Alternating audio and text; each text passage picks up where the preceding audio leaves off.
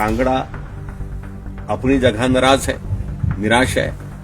मंडी अपनी जगह निराश है कि कांग्रेस पार्टी के नेता भी नाराज, विधायक नाराज, कैडर नाराज और हिमाचल प्रदेश की जनता नाराज। ये परिस्थिति हिमाचल प्रदेश में बनी हुई है।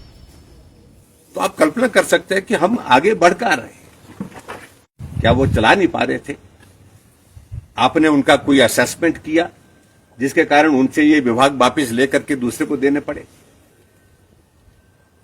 तो प्रश्न ये होता है, तो अगर उनको विभाग दिए गए थे तो क्या सोच के दिए गए थे? और दूसरा प्रश्न ये भी पैदा होता है उनके काम करने के तरीके से, तो विभाग अगर वापस लिए तो क्या सोच करके दिए? जिनको विभाग दिए हैं वो भी प्रसन्न नहीं है, क्योंकि बहुत हल्के महकमे दिए गए।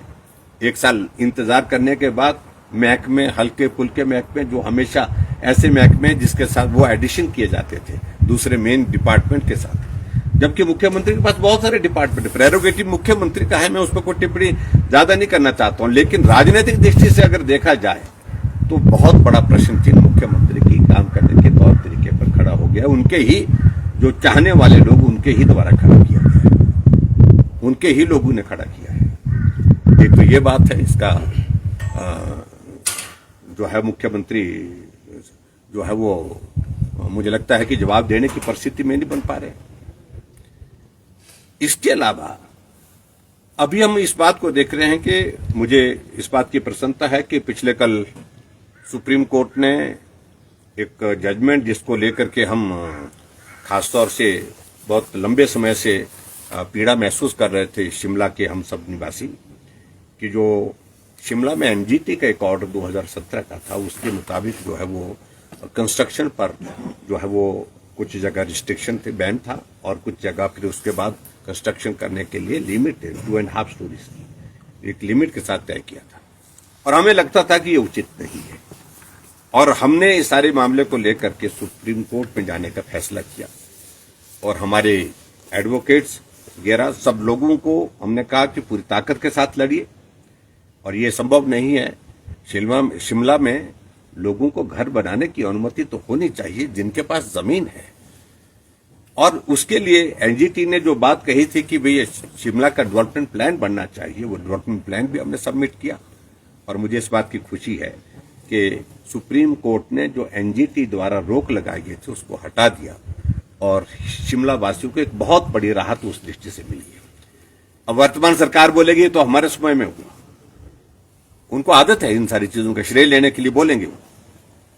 समय का विषय नहीं है कि किसने इस सारे विषय को लेकर के पहल की थी, और किसने इस विषय को लेकर के कब से ये कोर्ट में जो मामला चलने के पश्चात जो जजमेंट के लिए जो रिजर्व रखा गया था।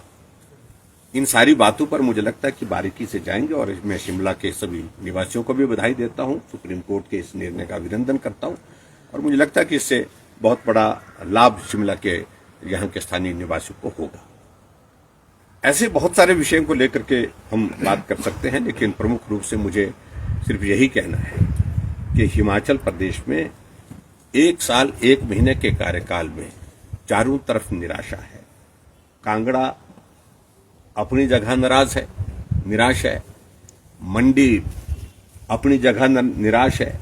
जो बड़े जिले हैं हिमाचल प्रदेश के, बड़े जिले यानी कि जिसमें एक जगह 15 सीटें हैं एक जिले में, और दूसरे जिले में 10 सीटें हैं, और विकास कार्य वहां पर रुके पड़े हैं, और हर जगह परिस्थिति इस प्रकार की बन गई कि कांग्रेस पार्टी के नेता भी नाराज, विधायक नाराज, कैडर नाराज, और हिमाचल प्रदेश की जनता नाराज। ये परिस्थिति हिमाचल प्रदेश में बनी हुई है।